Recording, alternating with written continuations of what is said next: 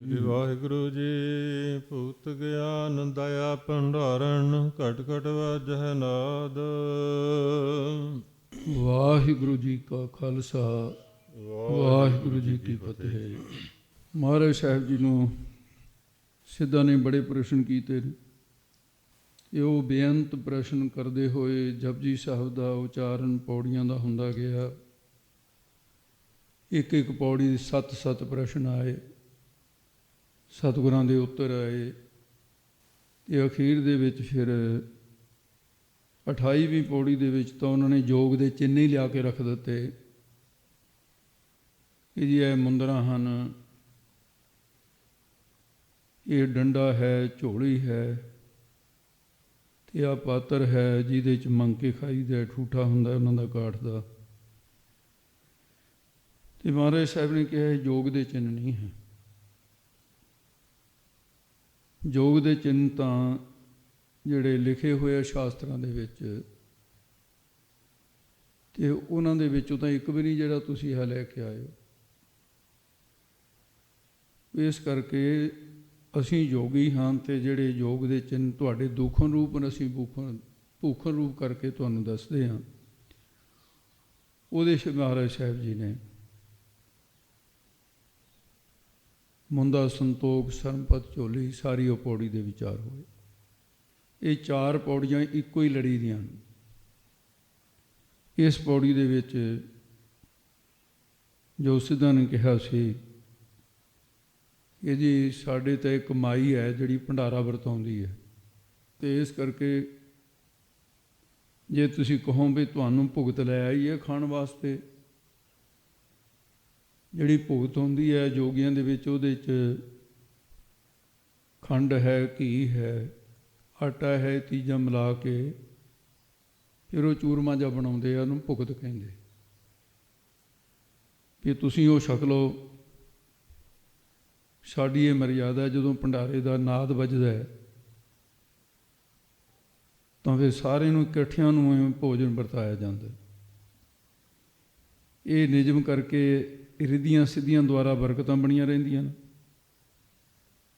ਜੇ ਤੁਸੀਂ ਯੋਗ ਮਤ ਧਾਰਨ ਕਰ ਲਓ ਤਾਂ ਅਸੀਂ ਤੁਹਾਨੂੰ ਸਾਰਿਆਂ ਨਾਥਾਂ ਦਾ, ਸਿੱਧਾਂ ਦਾ ਨਾਥ ਮੰਨ ਲਵਾਂਗੇ, ਵੱਡਾ ਮੰਨ ਲਾਂਗਾ ਅਸੀਂ ਤੁਹਾਨੂੰ।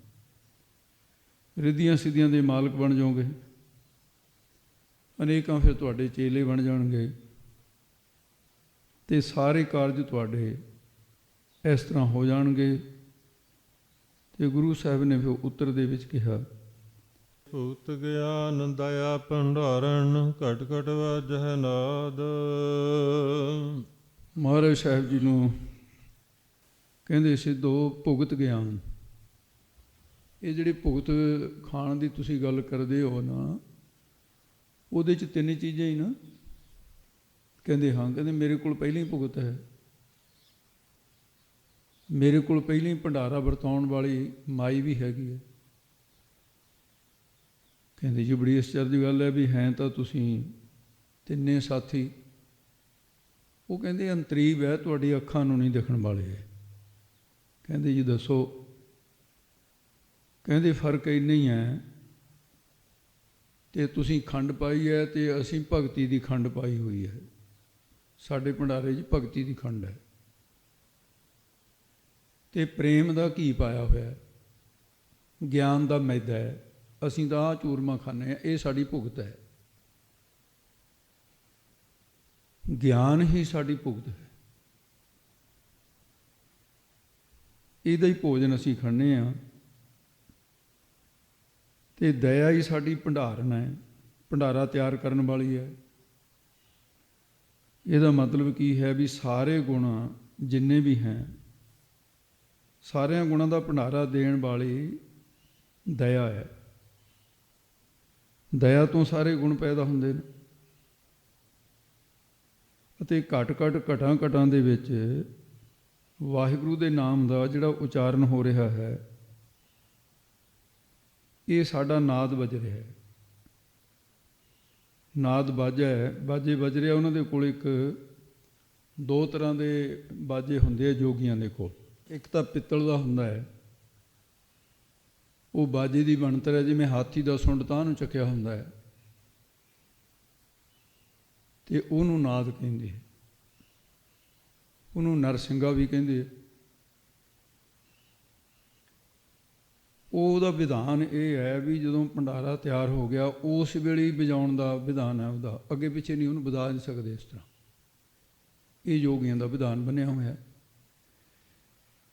ਤੇ ਇੱਕ ਹੁੰਦੀ ਹੈ ਸਿੰਘੀ। ਗੁਰਬਾਣੀ 'ਚ ਇਹ ਚੀਜ਼ਾਂ ਵਾਰ-ਵਾਰ ਹੋਣੀਆਂ। ਜਿਹੜੀ ਸਿੰਘੀ ਹੈ ਤੇ ਇਹ ਜੋਗੀਆਂ ਦੇ ਕੋਲ ਹੁੰਦੀ ਹੈ। ਜਦੋਂ ਵੀ ਕਿਤੇ ਮਸਤੀ 'ਚ ਆ ਕੇ ਇਹ ਜਦੋਂ ਸਿੰਘੀ ਜਦੋਂ ਮਰਜ਼ੀ ਵਜਾ ਦੇਣ, ਨਾਦ ਨਹੀਂ ਵਜਾ ਸਕਦੇ। ਤੇ ਮਹਾਰਾਜ ਕਹਿੰਦੇ ਘਟਾਂ ਘਟਾਂ ਦੇ ਵਿੱਚ ਜਿਹੜਾ ਵਾਹਿਗੁਰੂ ਦਾ ਨਾਮ ਉਚਾਰਨ ਹੋ ਰਿਹਾ, ਇਹ ਸਾਡਾ ਨਾਦ ਹੈ, ਬਾਜਾ ਵੱਜ ਰਿਹਾ ਇਹ। ਸਭੇ ਘਟ ਰਾਮ ਬੋਲੇ, ਰਾਮਾ ਬੋਲੇ, ਰਾਮ ਬਿਨਾ ਕੋ ਬੋਲੇ ਰੇ। ਜੋ ਘਟ ਜੀਵਾਂ ਦੇ ਮੂੰਹਾਂ ਦੇ ਵਿੱਚੋਂ ਘਟ ਇੱਕ ਰਸ ਬੋਲ ਚਾਲ ਹੋ ਰਹੀ ਹੈ, ਬੋਲ ਰਿਹਾ ਹੈ, ਹਰੇਕ ਜ਼ਬਾਨ ਤੋਂ ਕੁਛ ਨਾ ਕੁਛ ਬੋਲਦੇ ਹੈ। ਇਹ ਨਾਦ ਬਾਜਾ ਵੱਜੇ ਵੱਜ ਰਿਹਾ। ਗਿਆਨ ਨੂੰ ਭੋਜਨ ਦੱਸਿਆ ਹੈ ਮਹਾਰਾਜ ਨੇ, ਦਇਆ ਨੂੰ ਭੰਡਾਰਨ ਦੱਸਿਆ। ਘਟਾਂ ਘਟਾਂ ਦੇ ਵਿੱਚ ਜੋ ਪ੍ਰਭੂ ਦਾ ਨਾਮ ਉਚਾਰਨ ਹੋ ਰਿਹਾ, ਇਹ ਨਾਦ ਵੱਜ ਰਿਹਾ ਹੈ, ਕੜਕੜ ਬਾਜੇ ਨਾਦ। ਭੰਡਾਰਨ ਸਭ ਨੂੰ ਭੋਜਨ ਦਿੰਦੀ ਹੈ। ਇਸੇ ਤਰ੍ਹਾਂ ਜਿਹੜੀ ਦਇਆ ਹੈ, ਇਹ ਸਾਡੇ ਸਾਰੇ ਧਰਮ ਦੇ ਜਿਹੜੇ ਗੁਣ ਉਹ ਦਇਆ ਤੋਂ ਹੀ ਪ੍ਰਾਪਤ ਹੁੰਦੇ ਨੇ। ਤੁਲਸੀ ਜੀ ਨੇ ਰਮਾਇਣ ਦੇ ਅੰਦਰ ਧਰਮ ਦਾ ਮੂਲ ਜਿਹੜਾ ਉਹ ਦਇਆ ਨੂੰ ਦੱਸਿਆ। ਤੇ ਪਿੱਛੇ ਆਪ ਜੀ ਸੁਣ ਚੁੱਕੇ ਹੋ, ਪੰਜ ਪ੍ਰਵਾਨ ਦੀ ਪੌੜੀ ਦੇ ਅੰਦਰ ਜ਼ਿਕਰ ਆਇਆ ਸੀ, ਤੌਲ ਧਰਮ ਦਇਆ ਕਾ ਊਤ। ਵੀ ਦਇਆ ਮਾਂ ਹੈ, ਧਰਮ ਪੁੱਤਰ ਹੈ। ਆਪਣੇ ਧਰਮ ਵਿੱਚ ਵੀ ਦੇਖੋ, ਵਿਸਾਖੀ ਵਾਲੇ ਦਿਨ 1756 ਵਿਕਰਮੀ ਸੰਮਤ ਗੁਰੂ ਗੋਬਿੰਦ ਸਿੰਘ ਸਾਹਿਬ ਨੇ ਜਦੋਂ ਸੀਸ ਮੰਗੇ ਆ ਖਾਲਸੇ ਦੀ ਸਿਰਜਣਾ ਕਰਨ ਵਾਸਤੇ, ਤਾਂ ਸਭ ਤੋਂ ਪਹਿਲਾਂ ਦਇਆ ਭਾਈ ਦਇਆ ਸਿੰਘ ਦੇ ਰੂਪ ਦੇ ਅੰਦਰ ਹਾਜ਼ਰ ਹੋਈ ਹੈ। ਤਰਤੀਬ ਦੇਖੋ ਕਿਸੇ ਤਰ੍ਹਾਂ। ਮਹਾਰਾਜ ਕਹਿੰਦੇ ਸਿੱਖਾ ਨਾਂ ਕੀ ਹੈ? ਕਹਿੰਦੇ ਜੀ ਦਇਆ ਰਾਮ ਹੈ। ਅਕਾਲ ਪੁਰਖ ਵੱਲ ਧਿਆਨ ਕਰਕੇ ਕਹਿੰਦੇ ਹੇ ਪਰਮੇਸ਼ਰ ਵਾਹਿਗੁਰੂ, ਤੂੰ ਮੈਨੂੰ ਜਿਸ ਕਾਰਜ ਲਈ ਸੰਸਾਰ ਵਿੱਚ ਭੇਜਿਆ, ਜਾਹੇ ਤਹਾਂ ਤੁਮ ਧਰਮ ਚਲਾਏ। ਮੈਂ ਧਰਮ ਚਲਾਉਣ ਲੱਗਿਆ, ਜਿਸ ਧਰਮ ਵਿੱਚ ਦਇਆ ਨਾ ਹੋਵੇ ਉਹ ਧਰਮ ਧਰਮ ਨਹੀਂ ਹੁੰਦਾ, ਅਧਰਮ ਹੁੰਦਾ ਹੈ। ਖਾਲਸਾ ਧਰਮ ਦੇ ਵਿੱਚ ਇਹ ਸਿੱਖ ਦੇ ਰਾਹੀਂ ਤੂੰ ਦਇਆ ਭੇਜ ਦਿੱਤੀ ਹੈ, ਤੇ ਹੁਣ ਕਿਰਪਾ ਕਰ। ਦੂਸਰਾ ਸੀਸ ਮੰਗਿਆ, ਨਾਂ ਕੀ ਹੈ? ਕਹਿੰਦੇ ਜੀ ਧਰਮ ਚੰਦ ਹੈ। ਦਇਆ ਤੋਂ ਬਾਅਦ ਧਰਮ ਪੈਦਾ ਹੋਇਆ। ਚਲੋ ਇਹ ਵਿਸਾਖੀ ਵਾਲੇ ਦਿਨ ਕਹਿਣ ਵਾਲੇ ਗੁਣ ਸਾਰੇ, ਇੱਥੇ ਬਹੁਤੀ ਲੋੜ ਨਹੀਂ ਸੀ। ਇੱਥੇ ਦੋ ਹੀ ਅੱਖਰਾਂ ਦੀ ਲੋੜ ਸੀ। ਦਇਆ ਮੁੱਢ ਹੈ, ਦਇਆ ਤੋਂ ਧਰਮ ਪੈਦਾ ਹੁੰਦਾ ਹੈ। ਤੋ ਇਸ ਕਰਕੇ ਤੁਲਸੀ ਜੀ ਨੇ ਇਹਦਾ ਜ਼ਿਕਰ ਕੀਤਾ ਹੈ ਕਿ ਦਇਆ ਧਰਮ ਕਾ ਮੂਲ ਹੈ, ਪਾਪ ਮੂਲ ਅਭਿਮਾਨ। ਪਾਪਾਂ ਦਾ ਮੁੱਢ ਕੀ ਹੈ? ਜਿੱਥੋਂ ਪਾਪ ਜਨਮ ਲੈਂਦੇ ਨੇ, ਹੰਕਾਰ। ਹੰਕਾਰ ਤੋਂ ਹੀ ਸਾਰੇ ਪਾਪ ਜਨਮ ਲੈਂਦੇ ਨੇ। ਤੇ ਦਇਆ ਤੋਂ ਸਾਰੇ ਸ਼ੁਭ ਗੁਣ, ਦਇਆ ਤੋਂ ਧਰਮ ਪੈਦਾ ਹੁੰਦਾ ਹੈ। ਦਇਆ ਧਰਮ ਕਾ ਮੂਲ ਹੈ, ਪਾਪ ਮੂਲ ਅਭਿਮਾਨ। ਤੁਲਸੀ ਦਇਆ ਨ ਛੋੜੀਐ, ਜਬ ਲਗ ਘਟ ਮੈਂ ਪ੍ਰਾਨ। ਤੁਲਸੀ ਕਹਿੰਦੇ ਉਨੀ ਦੇਰ ਤੱਕ ਦਇਆ ਨੂੰ ਛੱਡਣਾ ਨਹੀਂ ਜਿੰਨੀ ਦੇਰ ਤੱਕ ਸਰੀਰ ਦੇ ਵਿੱਚ ਪ੍ਰਾਣ ਚੱਲ ਰਹੇ। ਇਸ ਕਰਕੇ ਮਹਾਰਾਜ ਸਾਹਿਬ ਕਹਿੰਦੇ ਵੀ ਸਾਡੇ ਧਰਮ ਦੇ ਵਿੱਚ ਤਾਂ ਦਇਆ ਜਿਹੜੀ ਹੈ ਇਹੀ ਭੰਡਾਰਾ ਵਰਤਾਉਣ ਵਾਲੀ।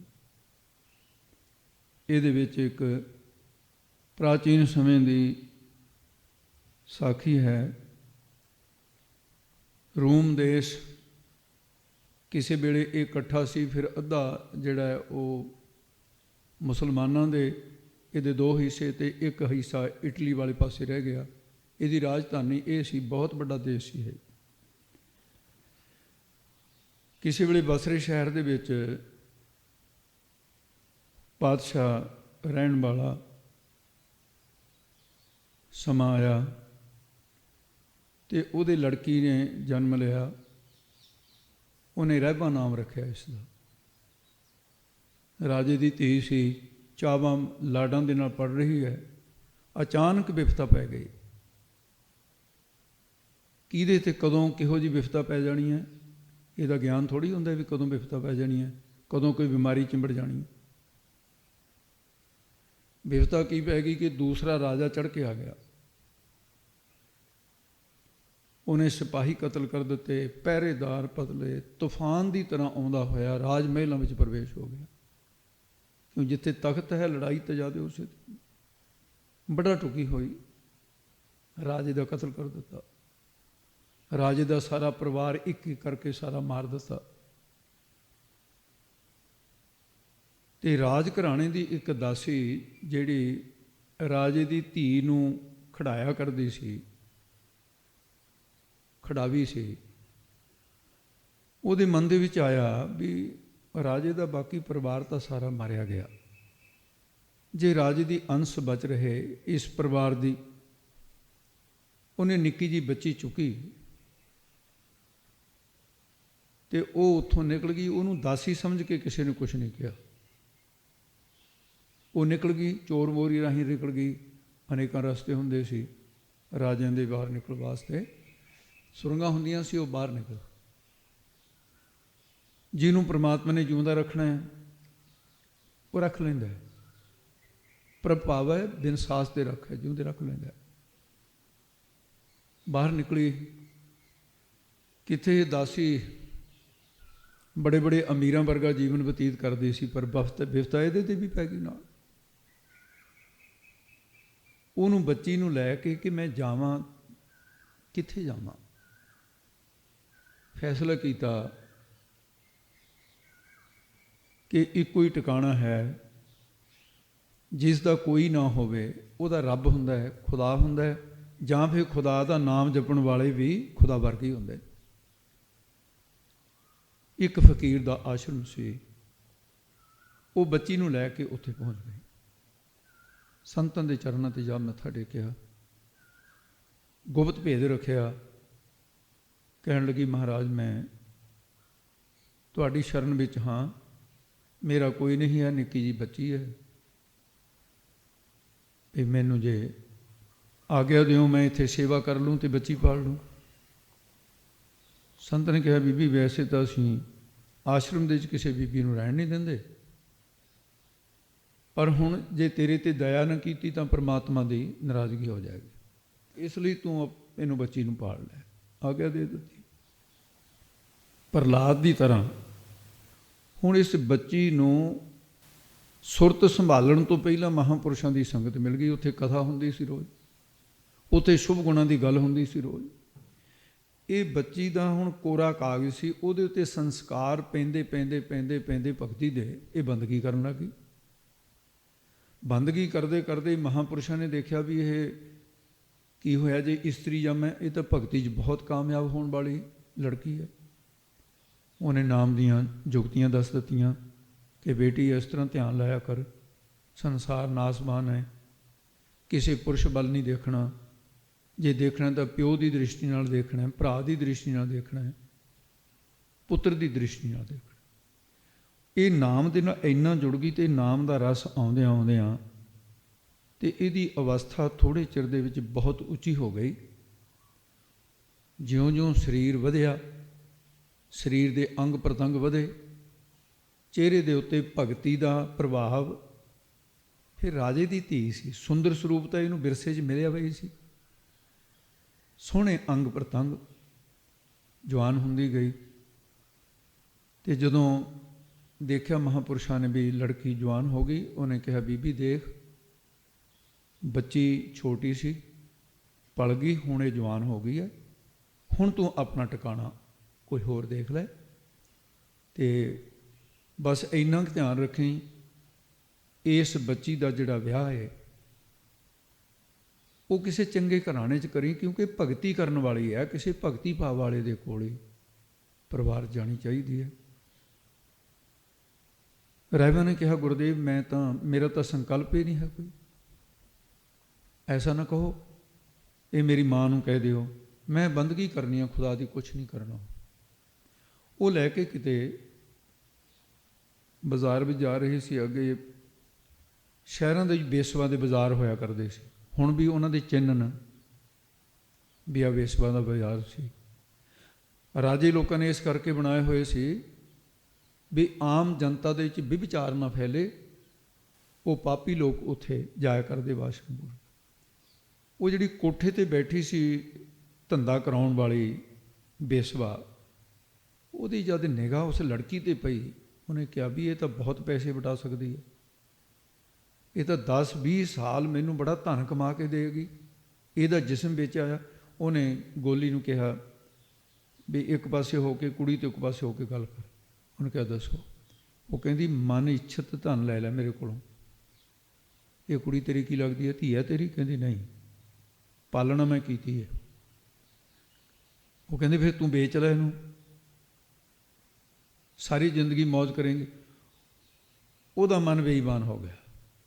ਉਹਨੇ ਰਹਿਬਾ ਨੂੰ ਜਿਹੜਾ ਧੀ ਬਣਾ ਕੇ ਪਾਲਿਆ ਸੀ ਤੇ ਅੱਜ ਪੈਸਿਆਂ ਦੇ ਬਦਲੇ ਵੇਚ ਦਿੱਤਾ। ਇਹ ਸੰਸਾਰ ਇਹੋ ਜਿਹਾ ਹੀ ਆ, ਇਸੇ ਤਰ੍ਹਾਂ ਕਰਦਾ ਆਇਆ, ਕਰ ਰਿਹਾ ਤੇ ਕਰਦਾ ਰਹੇਗਾ। ਵੇਚ ਦਿੱਤੀ ਕੁੜੀ। ਹੁਣ ਲੜਕੀ ਨੂੰ ਪਤਾ ਨਹੀਂ ਮੇਰਾ ਸੌਦਾ ਹੋ ਗਿਆ, ਪਤਾ ਉਦੋਂ ਹੀ ਲੱਗਿਆ। ਉਹ ਕਹਿੰਦੀ ਕੁੜੀਏ ਵੀ ਤੂੰ ਇਹ ਬੀਬੀ ਨਾਲ ਚੱਲ, ਮੈਂ ਆਉਣੀ ਆ। ਉਹਨੇ ਕੀ ਆਉਣਾ, ਤੇ ਛੱਡ ਕੇ ਨੜ ਗਈ। ਉਹ ਤਾਂ ਜਦੋਂ ਦਇਆ ਆਈ ਉਦੋਂ ਆਪਣੀ ਜਾਨ ਹੀਲ ਕੇ ਕੁੜੀ ਨੂੰ ਬਚਾਇਆ ਬਚਪਨ 'ਚ, ਤੇ ਜਦੋਂ ਬੇਈਮਾਨਾ ਆ ਗਿਆ ਤੇ ਅੱਜ ਉਹੀ ਕੁੜੀ ਨੂੰ ਵੇਚ ਦਿੱਤਾ, ਉਹ ਵੀ ਬੇਸਵਾ ਨੂੰ। ਪਰ ਜਿਹਦੇ ਬਲ ਪਰਮਾਤਮਾ ਹੋ ਜਾਏ ਉਹਦਾ ਤਾਂ ਬਾਲ ਪਿੰਗਾ ਨਹੀਂ ਹੁੰਦਾ। ਕੁਆਰੀ ਕੁੜੀ ਤੇ ਬੰਦਗੀ ਹੈ, ਉਹਨੂੰ ਬੇਸਵਾ ਦੇ ਕੋਠੇ ਤੇ ਵੀ ਉਹਨੇ ਪਰਮਾਤਮਾ ਦਾ ਰੂਪ ਹੀ ਦਿਸਿਆ ਸਾਰਾ। ਬੰਦਗੀ 'ਚ ਪਰਮਾਤਮਾ ਦੀ ਦਇਆ ਹੋ ਗਈ। ਇੱਕ ਬੜਾ ਸ਼ਾਹੂਕਾਰ, ਉਹ ਜਿਸਮ ਵੇਚਣ ਵਾਲੀ ਦੇ ਨਾਲ ਉਹਨੇ ਗੱਲ ਕੀਤੀ ਸੀ, ਮੈਨੂੰ ਇਹੋ ਜਿਹਾ ਜਿਸਮ ਚਾਹੀਦਾ ਜਿਹੜਾ ਕੋਰਾ ਹੋਵੇ, ਪਹਿਲਾਂ ਕਿਸੇ ਨਾਲ ਸੰਗ ਨਾ ਕੀਤਾ ਹੋਵੇ, ਪੈਸੇ ਜਿੰਨੇ ਮਰਜ਼ੀ ਲੈ ਲੈ। ਪੈਸੇ ਮੂੰਹ ਮੰਗੇ ਦੇ ਦਿੱਤੇ। ਉਹ ਸ਼ਾਹੂਕਾਰ ਜਿਸ ਵੇਲੇ ਕੋਠੇ ਦੀਆਂ ਪੌੜੀਆਂ ਚੜ੍ਹਨ ਲੱਗਾ, ਅੱਖਾਂ ਤੋਂ ਅੰਨਾ ਹੋ ਗਿਆ। ਜਦੋਂ ਅੱਖਾਂ ਤੋਂ ਅੰਨਾ ਹੋਇਆ, ਕਹਿਣ ਲੱਗਿਆ ਇਹ ਕੀ ਹੋ ਗਿਆ, ਅਚਾਨਕ ਮੇਰੀ ਨਿਗਾਹ ਚਲੀ ਗਈ। ਜਦ ਪਿੱਛੇ ਨੂੰ ਮੁੜੇ ਅੱਖਾਂ ਨਾ ਕੰਮ ਕਰਨ। ਇੱਕ ਵਾਰੀ ਹੋਇਆ, ਤੀਸਰੀ ਵਾਰੀ ਨੂੰ ਐਸਾ ਹੋਇਆ ਵੀ ਮੁੜ ਕੇ ਅੱਖਾਂ ਪਿੱਛੇ ਨੂੰ ਮੁੜਨ 'ਤੇ ਵੀ ਠੀਕ ਨਾ ਹੋਈਆਂ, ਅੰਨਾ ਹੋ ਗਿਆ। ਉਹਨੇ ਕਿਹਾ ਓਹੋ, ਮੈਂ ਜਿਸ ਵਾਸ਼ਨਾ ਨੂੰ ਪੂਰੀ ਕਰਨ ਵਾਸਤੇ, ਇਹ ਤਾਂ ਕੋਈ ਦੇਵੀ ਹੈ, ਮੇਰੀ ਗਲਤੀ ਹੈ ਬਹੁਤ। ਉਹਨੇ ਉਸੇ ਵੇਲੇ ਕਿਹਾ, ਹੇ ਖੁਦਾ, ਹੇ ਖੁਦਾ ਦੀ ਬਰਕਤ ਵਾਲੀ ਬੀਬੀ, ਮੈਂ ਆਪਣੀ ਗਲਤੀ ਮਹਿਸੂਸ ਕਰਦਾ ਹਾਂ। ਐ ਦੇਵੀ ਜੇ ਮੇਰੀਆਂ ਅੱਖਾਂ ਵਾਪਸ ਕਰ ਦੇਵੇਂ, ਮੈਂ ਖੁਦਾ ਨੂੰ ਜਾਮਨ ਸਮਝ ਕੇ ਇੱਕ ਪਰਣ ਕਰਦਾ ਕਿ ਇੱਕ ਤਾਂ ਮੇਰੀ ਮਾਂ ਉਹ ਹੈ ਜਿਹਨੇ ਮੈਨੂੰ ਜਿਸਮ ਦਿੱਤਾ, ਜਿਹਦੇ ਮੈਂ ਪੇਟ ਵਿੱਚ ਰਿਹਾ, ਤੇ ਮੈਂ ਦੂਸਰੀ ਤੈਨੂੰ ਮਾਂ ਮੰਨ ਕੇ ਤੇਰੇ ਪੈਰਾਂ 'ਤੇ ਮੱਥਾ ਟੇਕਾਂਗਾ, ਪਰ ਮੇਰੀ ਨਿਗਾਹ ਵਾਪਸ ਆ ਜਾਏ। ਖੁਦਾ ਦੀ ਰਹਿਮਤ ਉਹਦੀ ਨਿਗਾਹ ਵਾਪਸ ਆ ਗਈ। ਦਰਵਾਜ਼ਾ ਖੋਲ੍ਹ ਕੇ ਅੰਦਰ ਵੜਿਆ ਤੇ ਪੈਰਾਂ ਦੇ ਉੱਤੇ ਸਿਰ ਰੱਖ ਦਿੱਤਾ, ਰੋਇਆ। ਮਾਂ ਕਹਿ ਕੇ ਰੋਇਆ, ਜਿਵੇਂ ਬੱਚਾ ਮਾਂ ਦੀ ਗੋਦ ਵਿੱਚ ਰੋਂਦਾ ਹੈ। ਕਹਿੰਦਾ, ਮਾਂ ਮੈਨੂੰ ਮਾਫ਼ ਕਰ ਦੇ, ਮੈਂ ਮੰਦੀ ਵਾਸ਼ਨਾ ਨਾਲ ਤੇਰੇ ਨਾਲ ਵਿਭਚਾਰ ਕਰਨ ਆਇਆ ਸੀ, ਤੂੰ ਤਾਂ ਖੁਦਾ ਦਾ ਰੂਪ ਹੈ।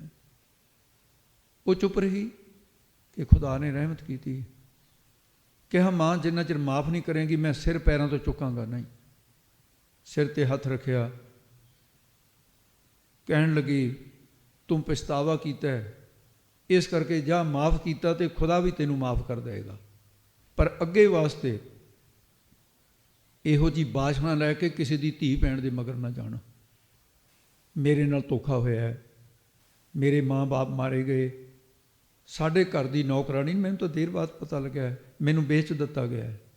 ਕਹਿਣ ਲੱਗਾ, ਮਾਂ, ਅੱਖਾਂ 'ਚ ਹੰਝੂ ਨੂੰ, ਮੈਂ ਹੁਣ ਤੈਨੂੰ ਮਾਂ ਕਹਿ ਦਿੱਤਾ ਹੈ, ਹੁਣ ਇਹ ਕਿਵੇਂ ਹੋ ਸਕਦਾ ਵੀ ਮੇਰੀ ਮਾਂ ਕੋਠੇ ਦੇ ਉੱਤੇ ਬੈਠੇ ਧੰਦਾ ਕਰਨ ਵਾਲੀ ਕੋਲ?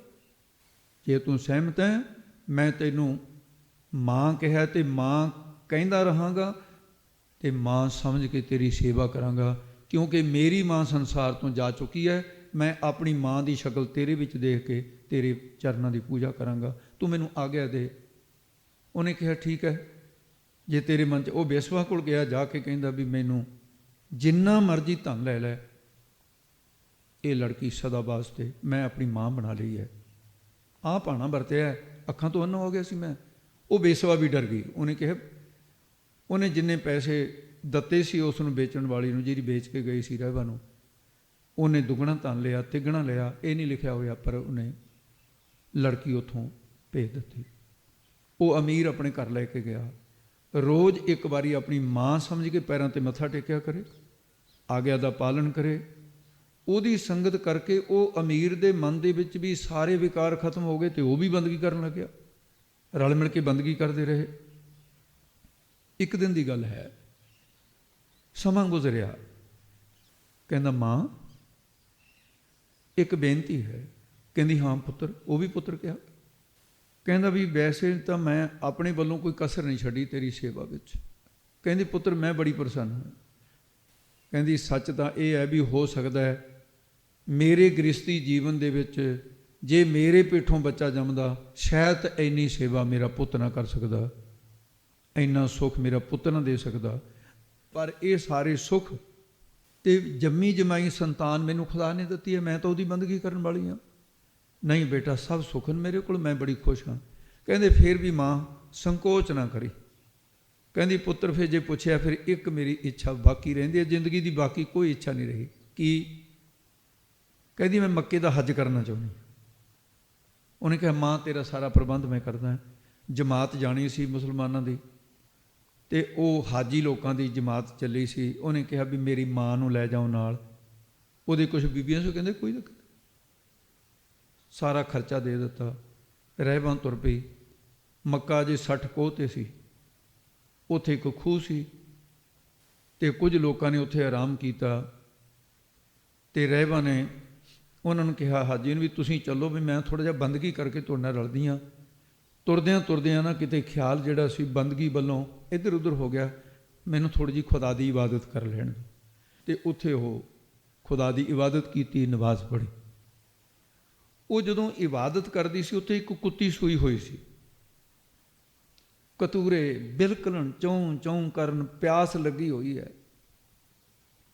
ਤੇ ਕੁੱਤੀ, ਕਈ ਜਾਨਵਰ ਬੜੇ ਸਿਆਣੇ ਹੁੰਦੇ ਨੇ, ਉਹ ਰਹਿਬਾਂ ਵੱਲ ਨੂੰ ਮੂੰਹ ਕਰ ਕਰਕੇ ਭੌਂਕੇ ਵੀ ਬਾਕੀ ਤਾਂ ਮਰਦ ਸੀ, ਵੀ ਮੈਂ ਵੀ ਨਰ ਮਾਦਾ ਦੇ ਵਿੱਚੋਂ, ਮੈਂ ਮਾਦਾ ਤੂੰ ਵੀ ਮਾਦਾ, ਮੇਰੀ ਸਹਾਇਤਾ ਕਰ। ਰਹਿਬਾਂ ਦੀ ਗੱਲ ਸਮਝ ਨਾ ਆਵੇ ਵੀ ਕੁੱਤੀ ਵੱਢਦੀ ਹੈ ਨਹੀਂ, ਮੈਨੂੰ ਕੱਟਦੀ ਨਹੀਂ ਹੈ, ਪਰ ਭੌਂਕੀ ਜਾਂਦੀ ਹੈ। ਉਹਨੇ ਉਹਦੀ ਫੜ ਕੇ ਸਲਵਾਰ ਐਂ ਖਿੱਚ ਕੇ ਖੂਹ ਦੇ ਕਿਨਾਰੇ 'ਤੇ ਲੈ ਗਈ। ਖੂਹ ਦੇ ਵਿੱਚ ਮੂੰਹ ਕਰਕੇ ਫਿਰ ਕੁੱਤੀ ਭੌਂਕੀ। ਉਹਨੇ ਕਿਹਾ ਅੱਛਾ ਮੈਂ ਸਮਝ ਗਈ, ਤੈਨੂੰ ਪਾਣੀ ਚਾਹੀਦਾ। ਦੇਖਿਆ ਕੋਈ ਡੋਲ ਨਹੀਂ, ਡੋਰੀ ਨਹੀਂ, ਕੀ ਕੀਤਾ ਜਾਏ? ਡੋਰੀ ਤੋਂ ਬਿਨਾਂ ਪਾਣੀ ਨਹੀਂ ਕੱਢਿਆ ਜਾ ਸਕਦਾ। ਤਰਤੀਬ ਕੀ ਸੁਝੀ ਕਿ ਆਪਣਾ ਜਿਹੜਾ ਦੁਪੱਟਾ ਹੈ ਇਹ ਪਾਣੀ 'ਚ ਭਿੱਜੇ ਤੇ ਪਾਣੀ ਬਾਹਰ ਆਵੇ, ਮੈਂ ਇੱਕ ਚੂੜੀ ਮੂਹਰੇ ਕਰਕੇ ਕੁੱਤੀ ਨੂੰ ਤੇ ਕਤੂਰਿਆਂ ਨੂੰ ਪਾਣੀ ਪਿਆਵਾਂਗੇ। ਦਇਆ ਆ ਗਈ। ਮਹਾਰਾਜ ਨੇ ਐਵੇਂ ਕਿਹਾ, ਦਇਆ ਭੰਡਾਰਨ, ਸਾਰੇ ਗੁਣਾਂ ਦਾ ਭੰਡਾਰਾ ਹੈ। ਹੁਣ ਡੋਰੀ ਬਣਾਉਣ ਵਾਸਤੇ ਇਹਦੇ ਲੰਮੇ ਲੰਮੇ ਕੇਸ ਸੀ। ਕਈਆਂ ਦੇ ਬੀਬੀਆਂ ਦੇ ਭਾਈਆਂ ਦੇ ਬਹੁਤ ਲੰਮੇ ਕੇਸ ਹੁੰਦੇ ਨੇ ਜਿਹੜੇ ਗਿੱਟਿਆਂ ਤੱਕ ਜਾਂਦੇ ਆ। ਉਹਨੇ ਚੁਟਕੀ ਪਟਣੀ ਤੇ ਕੇਸ ਪੱਟ ਕੇ, ਤੇ ਹੁਣ ਜਿੱਥੋਂ ਕੇਸ ਪੁੱਟੇ ਉੱਥੇ ਲਹੂ ਚੱਲ ਪਿਆ। ਆਪਣੇ ਸਿਰ ਦੇ ਕੇਸ ਪੁੱਟ ਕੇ ਇਹਨੇ ਰੱਸੀ ਵੱਟੀ, ਕਿਉਂਕਿ ਖੂਹ ਦੇ ਹੇਠਾਂ ਤੱਕ ਰੱਸੀ ਲੰਮੀ ਚਾਹੀਦੀ ਸੀ। ਸਿਰ ਦੇ ਵਿੱਚੋਂ ਖੂਨ ਸਿਮਦਾ ਹੈ, ਕੋਈ ਪਰਵਾਹ ਨਹੀਂ ਕੀਤੀ। ਕਹਿੰਦੀ ਜਿਸਮ ਵੇਚ ਦਿੱਤਾ ਸੀ ਉਸ ਵੇਲੇ, ਖਬਰਾਂ ਕੀ ਹੁੰਦਾ, ਬੰਦਗੀ ਕਰਨੀ ਸੀ, ਕਰ ਰਹੀ ਹੈ। ਰੱਸੀ ਵੱਟੀ, ਖੂਨ ਵਗਦਾ ਗਿਆ ਤੇ ਰੱਸੀ ਦੇ ਨਾਲ ਆਪਣਾ ਦੁਪੱਟਾ ਬੰਨ੍ਹ ਦਿੱਤਾ। ਉਹ ਪਾਣੀ 'ਚ ਭਿੱਜਿਆ, ਬਾਹਰ ਉਠਾਇਆ, ਇੱਕ ਹੱਥ ਕੁੱਤੀ ਦੇ ਮੂਹਰੇ ਕੀਤਾ, ਪਾਣੀ ਨਿਚੋੜਿਆ, ਫੇਰ ਕੱਢਿਆ। ਜਦੋਂ ਕੁੱਤੀ ਤ੍ਰਿਪਤ ਹੋ ਗਈ, ਕਤੂਰਿਆਂ ਨੂੰ ਪਾਣੀ ਪਿਆਇਆ ਤੇ ਕਤੂਰਿਆਂ ਨੂੰ ਪਾਣੀ ਪਿਆ ਕੇ ਫਿਰ ਬੰਦਗੀ ਕਰਨ ਲੱਗੀ ਕਿ ਜਿਹੜਾ ਮੈਂ ਬੰਦਗੀ ਕਰਨ ਵੇਲੇ ਕੁੱਤੀ ਤੇ ਕਤੂਰਿਆਂ ਨੇ ਰੌਲਾ ਪਾਇਆ ਵੀ ਮੇਰਾ ਮਨ ਇਕਾਗਰ ਨਹੀਂ ਹੋਇਆ। ਤੇ ਜਿਸ ਵੇਲੇ ਅੱਖਾਂ ਖੋਲੀਆਂ, ਸਾਹਮਣੇ ਕੀ ਦੇਖਿਆ? ਮੱਕਾ। ਕਾਬਾ। ਕਿਵੇਂ ਹੈ, ਅਜੇ ਤਾਂ ਬਹੁਤ ਦੂਰ ਸੀ ਕਾਬਾ। ਆਵਾਜ਼ ਆਈ ਰਹਿਬਾਂ, ਲੋਕੀ ਜਾਂਦੇ ਨੇ ਮੇਰੇ ਕਾਬੇ ਦਾ ਹੱਜ ਕਰਨ, ਪਰ ਤੂੰ ਜੋ ਦਇਆ ਕੀਤੀ ਹੈ ਨਾ ਕਤੂਰਿਆਂ ਦੇ ਉੱਤੇ, ਇਸ ਕੁੱਤੀ ਦੇ ਉੱਤੇ, ਕਹਿੰਦੇ ਹੁਣ ਕਾਬਾ ਤੇਰਾ ਹੱਜ ਕਰਨ ਵਾਸਤੇ ਆ ਗਿਆ ਹੈ। ਇੱਥੋਂ ਹੀ ਦੀਦਾਰ ਕਰ ਲੈ, ਅੱਜ ਤੋਂ ਬਾਅਦ ਕਦੇ ਤੈਨੂੰ ਸੰਕਲਪ ਕਰਨ ਦੀ ਲੋੜ ਨਹੀਂ ਹੈ। ਉਸ ਵੇਲੇ ਫਿਰ ਭਿੱਜ ਗਈ, ਗੁੜਚ ਹੋ ਗਈ, ਪ੍ਰੇਮ ਦੇ ਵਿੱਚ ਅੱਖਾਂ 'ਚੋਂ ਨੀਰ ਵਹਿੰਦਾ ਕਿ ਖੁਦਾ ਤੂੰ ਮੇਰੇ ਵਾਸਤੇ ਆਪਣਾ ਘਰ ਇੱਥੇ ਲੈ ਆਂਦਾ। ਇਸ ਕਰਕੇ ਲਿਖਿਆ, ਕਹਿੰਦੇ ਸਿਰ ਕੀ ਸੋਭ ਉਤਾਰ ਕੇ ਚੀਨਿਓ ਆਤਮ ਰਾਮ, 60 ਕੋਸ ਮੱਕਾ ਮਿਲਿਆ ਦੇਖ ਦਇਆ ਕੇ ਕਾਮ। ਇਹ ਦਇਆ ਦੇ ਕੰਮ ਨਾ, ਦਇਆ ਧਰਮ ਕਾ ਮੂਲ ਹੈ, ਪਾਪ ਮੂਲ ਅਭਿਮਾਨ, ਤੁਲਸੀ ਦਇਆ ਨਾ ਛੋਟੀ ਹੈ ਜਬਲਾ ਘਟ ਮੇ ਭਰਾ। ਇਸ ਕਰਕੇ ਨਿੱਕੇ ਕੀੜੇ ਤੇ ਵੀ ਦਇਆ ਕਰੋ, ਜਾਨਵਰਾਂ ਤੇ ਦਇਆ ਕਰੋ, ਤੇ ਪਸ਼ੂ ਪੰਛੀਆਂ ਤੇ ਦਇਆ ਕਰੋ। ਇਹ ਦਇਆ ਦਾ ਇਹ ਭੰਡਾਰਨ ਹੈ, ਭੰਡਾਰਾ ਇੱਥੋਂ ਹੀ ਨਿਕਲਣਾ। ਫਿਰ ਦਇਆ ਭੰਡਾਰਨ ਹੈ, ਗੁਰੂ ਸਾਹਿਬ ਜੀ ਕਹਿੰਦੇ ਨੇ। ਤੇ ਉਧਰ ਇਬਰਾਹੀਮ ਪੈਗੰਬਰ ਕਿਤੇ ਆਇਆ ਸੀ ਮੱਕੇ ਦਾ ਹੱਜ ਕਰਨ ਵਾਸਤੇ, ਦੇਖਿਆ ਕਾਬਾ ਹੈ ਨਹੀਂ ਇੱਥੇ। ਉਹ ਕਹਿੰਦੇ ਜੀ ਪਤਾ ਨਹੀਂ ਕੀ ਭਾਣਾ ਵਰਤਿਆ ਵੀ ਇੱਧਰ ਨੂੰ ਪਤਾ ਲੱਗਿਆ ਵੀ ਕਾਬਾ ਤਾਂ ਤੁਰਿਆ ਜਾਂਦਾ ਸੀ ਇੱਧਰ ਨੂੰ, ਹਾਲਾਂਕਿ ਇਮਾਰਤ ਵੀ ਕਦੇ ਤੁਰਦੀ ਹੁੰਦੀ ਹੈ ਸਾਧ ਸੰਗਤ ਜੀ। ਪਰ ਖੁਦਾ ਕੀ ਨਹੀਂ ਕਰ ਸਕਦਾ, ਕਿ ਮੰਦਰ ਵੀ ਕਿਵੇਂ ਘੁੰਮਦਾ ਹੁੰਦਾ ਹੈ। ਔਂਡਾ ਸ਼ਹਿਰ ਦੇ ਨਾਮਦੇਵ ਦਾ ਕਿਵੇਂ ਘੁੰਮ ਗਿਆ, ਪਰਮਾਤਮਾ ਦੇ ਗੁਰੂ ਨਾਨਕ ਦੇ ਚਰਨਾਂ ਦੇ ਨਾਲ ਕਿਵੇਂ ਘੁੰਮ ਗਿਆ। ਇਬਰਾਹੀਮ ਪੈਗੰਬਰ ਚੱਲ ਪਿਆ, ਪਤਾ ਲੱਗਿਆ ਕੋਈ ਬਹੁਤ ਵੱਡੀ ਖੁਦਾ ਦੀ ਭਗਤਣੀ ਹੈ, ਬੰਦਗੀ ਕਰਨ ਵਾਲੀ। ਕਹਿੰਦਾ ਵੀ ਚੱਲ ਕੇ ਮੈਂ ਪੁੱਛਾਂ ਸਹੀ, ਐਡੀ ਕਿਹੜਾ ਸਾਧਨ ਤਾਂ ਕੀਤਾ ਮੈਂ ਵੀ ਕਰਾਂ, ਮੈਂ ਪੈਗੰਬਰ ਹਾਂ। ਲੋਕੀ ਪੈਗੰਬਰ ਕਹਿੰਦੇ ਨੇ, ਮੈਨੂੰ ਤਾਂ ਕਦੇ ਖੁਦਾ ਦਾ ਘਰ ਚੱਲ ਕੇ ਨਹੀਂ ਆਇਆ, ਮੇਰੇ ਕੋਲ ਮੈਂ ਖੁਦ ਚੱਲ ਕੇ ਆਉਣਾ। ਰਸਤੇ ਦੇ ਵਿੱਚ ਕਿਉਂਕਿ 60 ਕੋਹ ਸੀ, 30 ਕੋਹਾਂ 'ਤੇ ਆਰਾਮ ਕੀਤਾ, ਰਾਤ ਕੱਟੀ। ਤਕੀਏ ਦੇ ਵਿੱਚ ਜੋ ਸਵੇਰੇ ਤੁਰਿਆ, ਰਹਿਬਾਂ ਦੇ ਕੋਲ ਪਹੁੰਚਿਆ। ਉਸ ਵੇਲੇ ਰਹਿਬਾਂ ਦੇ ਕੋਲ ਪੰਛੀ ਤੇ ਜਾਨਵਰ ਇੱਕ ਦੂਜੇ ਦੇ ਵਿਰੋਧੀ ਸਾਰੇ ਆਲੇ ਦੁਆਲੇ ਐਂ ਬੈਠੇ ਜਿਵੇਂ ਪਰਿਵਾਰ ਬੈਠਾ ਹੁੰਦਾ, ਵਿਚਾਲੇ ਰਹਿਬਾਂ ਬੈਠੀ। ਜਦੋਂ ਆਇਆ ਇਬਰਾਹੀਮ ਪੈਗੰਬਰ ਤੇ ਸਾਰੇ ਹੀ ਦੌੜ ਗਏ। ਸਵਾਲ ਇੱਕ ਦੇ ਥਾਂ ਤੇ ਦੋ ਖੜੇ ਹੋ ਗਏ। ਰਹਿਬਾਂ ਨੂੰ ਆ ਕੇ ਮਿਲਿਆ, ਕਹਿੰਦਾ ਰਹਿਬਾਂ ਸਵਾਲ ਤਾਂ ਇੱਕ ਸੀ, ਪਰ ਤੇਰੇ ਕੋਲ ਆ ਕੇ ਦੋ ਖੜੇ ਹੋ ਗਏ, ਤੇ ਹੁਣ ਕਿਹੜਾ ਸਵਾਲ ਪਹਿਲਾਂ ਪੁੱਛਾਂ। ਕਹਿੰਦੀ ਪੈਗੰਬਰ ਸਾਹਿਬ ਤੁਸੀਂ ਜਿਹੜਾ ਮਰਜ਼ੀ ਪੁੱਛੋ। ਕਹਿੰਦੀ ਫਿਰ ਪਹਿਲੀ ਤਾਂ ਗੱਲ ਇਹ ਹੈ ਵੀ ਇਹ ਦੱਸ ਵੀ ਮੇਰੇ ਆਉਣ ਦੇ ਨਾਲ ਇਹ ਪਸ਼ੂ ਪੰਛੀ ਕਿਉਂ ਨੱਠ ਗਏ, ਤੇਰੇ ਦੁਆਲੇ ਬੈਠੇ ਸੀ। ਕਹਿੰਦੀ ਰਾਤ ਇਹ ਦੱਸੋ ਵੀ ਤੁਸੀਂ ਖਾਣੇ 'ਚ ਕੀ ਖਾਧਾ। ਕਹਿੰਦਾ ਗੋਸ਼ਤ ਮਾਸ ਖਾਧਾ। ਕਹਿੰਦੀ ਫਿਰ ਇਹ ਤੇਰੇ ਸਵਾਲ ਦਾ ਉੱਤਰ ਤੈਨੂੰ ਮਿਲ ਗਿਆ, ਤੂੰ ਇਹਨਾਂ ਨੂੰ ਮਾਰ ਮਾਰ ਕੇ ਖਾਣ ਵਾਲਾ ਹੈ, ਮੈਂ ਇਹਨਾਂ ਨੂੰ ਮਰਦਿਆਂ ਨੂੰ ਬਚਾਉਣ ਵਾਲੀ ਹਾਂ, ਮੈਂ ਦਇਆ ਕਰਦੀ ਹਾਂ, ਤੂੰ ਇਹਨਾਂ ਨੂੰ ਵੱਢ ਵੱਢ ਕੇ ਖਾ ਰਿਹਾ, ਇਸ ਕਰਕੇ ਤਾਂ ਨੱਠ ਗਏ। ਤੈਨੂੰ ਦੁਸ਼ਮਣ ਸਮਝਿਆ, ਤੂੰ ਇਹਨਾਂ ਦਾ ਦੁਸ਼ਮਣ। ਕਹਿੰਦਾ ਚਲੋ ਇਹ ਮੈਨੂੰ ਪਤਾ ਲੱਗ ਗਿਆ। ਤੇ ਹੋਇਆ ਕੀ ਹੈ, ਕਹਿਣ ਲੱਗੀ ਆ ਮੇਰਾ ਸਿਰ ਦੇਖ ਲੈ ਪੈਗੰਬਰ, ਗੱਲਾਂ ਕਰਨੀਆਂ ਸੌਖੀਆਂ ਨੇ, ਖੂਨ ਸਿਮਿਆ ਹੋਇਆ, ਇਹ ਕੀ ਬਣਿਆ। ਕਹਿੰਦੀ ਆ ਕੁੱਤੀ ਨੂੰ ਤੇ ਕਤੂਰਿਆਂ ਨੂੰ ਪਾਣੀ ਪਿਆ ਸੀ, ਇਸ ਕਰਕੇ ਖੁਦਾ ਨੇ ਮੇਰਾ ਹੱਜ ਇੱਥੋਂ ਹੀ ਮਨਜ਼ੂਰ ਕਰ ਲਿਆ। ਹੁਣ ਖੁਦਾ ਦਾ ਘਰ ਖੁਦਾ ਦੇ ਘਰ ਚਲਾ ਜਾਏਗਾ, ਤੇ ਤੂੰ ਆਪਣੇ ਘਰ ਚਲਿਆ, ਤੇ ਮੈਂ ਹੁਣ ਇੱਥੋਂ ਵਾਪਸ ਮੁੜਦੀ ਹਾਂ। ਇਸ ਕਰਕੇ ਜਿਹੜਾ ਦਇਆ ਨਾ, ਇਹ ਦਇਆ ਭੰਡਾਰਨ ਮਹਾਰਾਜ ਜੀ ਐਵੇਂ ਨਹੀਂ ਕਿਹਾ ਹੈ, ਦਇਆ ਭੰਡਾਰਨ ਹੈ। ਸਤਿਗੁਰੂ ਮਹਾਰਾਜ ਸਾਹਿਬ ਜੀ ਫਿਰ ਅੱਗੇ ਦੱਸਦੇ ਹਨ ਜੀ, ਆਪ ਨਾਥ ਨਾਥੀ ਸਭ ਜਾ ਕੀ ਇਰਦ ਸਦ ਅਵਰਾ ਸਾਧ। ਕਹਿੰਦੇ ਸਿੱਧੋ ਜੋ ਤੁਸੀਂ ਕਿਹਾ ਸੀ ਵੀ ਨਾਥ ਬਣ ਜਾਓ, ਹੁਣ ਉਹਦਾ ਉੱਤਰ ਦੇਣ ਲੱਗੇ। ਭੁਗਤ ਗਿਆਨ ਦਇਆ ਭੰਡਾਰਨ, ਘਟ ਘਟ ਵਾਜੇ ਨਾਦ, ਇਹਦੇ ਅਰਥ ਹੋ ਚੁੱਕੇ। ਕਹਿੰਦੇ ਆਪ ਨਾਥ ਨਾਥੀ ਸਭ ਜਾ ਕੀ, ਇਹਦਾ ਵਿਸਰਾਮ ਕੀ ਦੇ ਉੱਤੇ ਲੱਗਣਾ ਹੈ, ਨਾਥ ਦੇ ਉੱਤੇ ਥੋੜ੍ਹੀ ਜਮਕ ਲਾਉਣੀ ਆ। ਆਪ ਨਾਥ ਨਾਥੀ ਸਭ ਜਾ ਕੀ। ਕਹਿੰਦੇ ਸਿੱਧੋ ਮੇਰੀ ਤਾਂ ਇੱਛਾ ਨਹੀਂ ਨਾਥ ਬਣਦੀ, ਕਿਉਂਕਿ ਮੇਰਾ ਨਾਥ ਜਿਹੜਾ ਹੈ, ਜਿਹਨੂੰ ਮੈਂ ਨਾਥ ਮੰਨਦਾ, ਉਹ ਨਿਰੰਕਾਰ ਹੈ। ਉਹ ਪ੍ਰਭੂ ਆਪ ਹੀ ਸਾਰੀ ਦੁਨੀਆ ਦਾ ਨਾਥ। ਨਾਥ ਦਾ ਮਤਲਬ ਸੁਆਮੀ ਹੈ, ਜਿਹਦੀ ਸਾਰੀ ਸ੍ਰਿਸ਼ਟੀ ਆਪਣੇ ਹੁਕਮ ਰੂਪੀ ਨੱਥ ਦੇ ਨਾਲ ਨੱਥੀ ਹੋਈ ਹੈ। ਆਪ ਨਾਥ ਨਾਥੀ, ਇਹ ਨੱਥੀ ਹੋਈ ਹੈ, ਭਾਵ ਅਧੀਨ ਕੀਤੀ ਹੋਈ ਹੈ। ਜਿਹੜੀ ਪਸ਼ੂ ਦੇ ਨੱਕ ਪਾੜ ਕੇ ਨਕੇਲ ਪਾਈ ਜਾਂਦੀ ਹੈ, ਊਠਾਂ ਦੇ ਪਾਈ ਜਾਂਦੀ ਸੀ, ਅਤੇ ਪਸ਼ੂਆਂ ਦੇ ਨੱਕ ਦੇ ਵਿੱਚ ਰੱਸੀ ਪਾਈ ਜਾਂਦੀ ਹੈ, ਉਹ ਕਾਹਦੇ ਵਾਸਤੇ? ਅਧੀਨ ਕਰਨ ਵਾਸਤੇ, ਵੀ ਪਸ਼ੂ ਜਿਹੜਾ ਬੰਦੇ ਦੇ ਅਧੀਨ ਸੌਖਾ ਹੋ ਜਾਂਦਾ ਦਾਤੇ ਨਾਲ। ਤੋ ਇਸ ਕਰਕੇ ਸਾਰੀ ਸ੍ਰਿਸ਼ਟੀ ਉਸ ਨੇ ਅਧੀਨ ਕੀਤੀ ਹੋਈ ਹੈ। ਪ੍ਰਮਾਣ ਆਉਂਦੇ ਨੇ ਗੁਰਬਾਣੀ 'ਚ, ਆਪ ਨਾਥ ਨੱਥੀ ਸਭ ਜਾ ਕੀ ਬਖਸ਼ੇ ਮੁਕਤ ਕਰਾਏਂਦਾ। ਆਪ ਨਾਥ ਸਭ ਨੱਥੀਆਂ ਸਭ ਹੁਕਮ ਚਲਾਏ। ਆਪ ਨਾਥ ਸਭ ਨੱਥੀਆਂ ਸਭ ਹੁਕਮ ਚਲਾਏ। ਪਰਮੇਸ਼ਰ ਤੇਰਾ ਹੁਕਮ ਚੱਲਦਾ ਸਾਰੇ, ਸਭ ਸਾਰੀ ਸ੍ਰਿਸ਼ਟੀ ਉਸ ਨਾਥ ਪ੍ਰਭੂ ਪਰਮੇਸ਼ਰ ਦੇ। ਉਹ ਪਰਮੇਸ਼ਰ ਰੂਪ ਜੋਗੀ ਹੈ, ਉਹ ਵੱਡਾ ਜੋਗੀ ਹੈ। ਉਸ ਜੋਗੀ ਦੀ ਨਾਥੀ, ਨਾਥਾਂ ਵਾਲੀ ਜਮਾਤ ਦੀ ਨਿਆਈ, ਸਾਰੇ ਲੋਕ ਉਹਦੇ ਹੁਕਮ ਰੂਪੀ ਨੱਥ ਦੇ ਵਿੱਚ ਨੱਥੇ ਹੋਏ ਨੇ।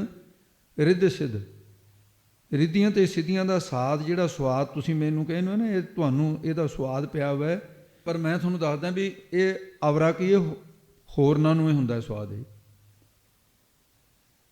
ਐਡੀ ਕਮਾਈ ਕਰਕੇ ਲੋਕਾਂ ਨੂੰ ਤਾਂ ਸੁੱਖ ਦੇਣੇ, ਤੁਹਾਨੂੰ ਕੀ ਮਿਲ ਰਿਹਾ? ਸਾਡਾ ਇਹਦੇ ਨਾਲ ਕੋਈ ਵਾਸਤਾ ਨਹੀਂ ਹੈ। ਰਿੱਧੀਆਂ ਸਿੱਧੀਆਂ ਦਾ ਸਵਾਦ ਤਾਂ ਅਵਰਾ ਹੋਰਨਾਂ ਨਹੀਂ ਹੁੰਦਾ, ਸਾਨੂੰ ਨਹੀਂ ਆਉਂਦਾ, ਇਹ ਤੁਹਾਨੂੰ ਆਉਂਦਾ ਹੋਊਗਾ। ਰਿੱਧੀਆਂ ਸਿੱਧੀਆਂ ਦਾ ਸਵਾਦ ਅਵਰਾ ਅਵਰਨ ਅਗਿਆਨ ਵਾਲਾ ਹੈ, ਭਾਵ ਕੀ ਹੈ? ਢਕਣ ਵਾਲਾ ਹੈ, ਜੋ ਪ੍ਰਭੂ ਦੇ ਆਨੰਦ ਨੂੰ, ਉਹਦੀ ਪ੍ਰਾਪਤੀ ਦੇ ਰਸਤੇ ਵਿੱਚ ਰੋੜਾ ਸਮਾਹੇ। ਉਹ ਇਸ ਕਰਕੇ ਇਸ ਤੁਕ ਦੇ ਦੋ ਸ਼ਬਦ ਨੇ, ਇੱਕ ਰਿੱਧ ਹੈ, ਇੱਕ ਸਿੱਧ ਹੈ। ਅੰਨ ਦੀ ਅਤੋੜਤਾ, ਵੀ ਸ਼ੇਰ ਅੰਨ ਪਕਾ ਲਿਆ, ਸੈਂਕੜੇ ਹਜ਼ਾਰਾਂ ਨੂੰ ਵਰਤਾ ਦਿੱਤਾ, ਮੈਂ ਕਿਹਾ ਇਹਨੂੰ ਕਹਿੰਦੇ ਨੇ ਰਿੱਧ। ਰਿੰਨੀ ਹੋਈ ਚੀਜ਼ ਨੂੰ ਉਹਦੇ 'ਚ ਬਰਕਤ ਪੈ ਜਾਏ। ਜਿਵੇਂ ਸੰਨਿਆਸੀਆਂ ਦੀ ਜਮਾਤ ਅਨੰਦਪੁਰ ਸਾਹਿਬ ਆਈ ਸੀ, ਉਹ ਦੇਖਣ ਵਾਸਤੇ ਵੀ ਗੁਰੂ ਨਾਨਕ ਦੇ 'ਚ ਇੰਨੀਆਂ ਬਰਕਤਾਂ ਸੀ ਵੀ ਇਹ ਤਾਂ ਸ਼ਸਤਰ ਧਾਰੀ ਨੇ, ਬਰਛੇ ਨੇਜੇ ਚੱਕੀ ਫਿਰਦੇ ਆ, ਢਾਲਾਂ ਤਲਵਾਰਾਂ ਚੱਕੀ ਫਿਰਦੇ, ਇਹਨਾਂ 'ਚ ਕਿਹੜਾ ਉਹ ਬਰਕਤਾਂ ਹੋਣੀਆਂ? ਗੁਰੂ ਗੋਬਿੰਦ ਸਿੰਘ ਦਾ ਪ੍ਰੀਖਿਆ ਕਰਨ ਵਾਸਤੇ ਸਿੱਧ ਆਏ, ਅਤੇ ਮਹਾਰਾਜ ਸਾਹਿਬ ਕਹਿੰਦੇ ਵੀ ਸਿੱਧੋ ਪਹਿਲਾਂ ਕੋਈ ਛਕ ਲਓ।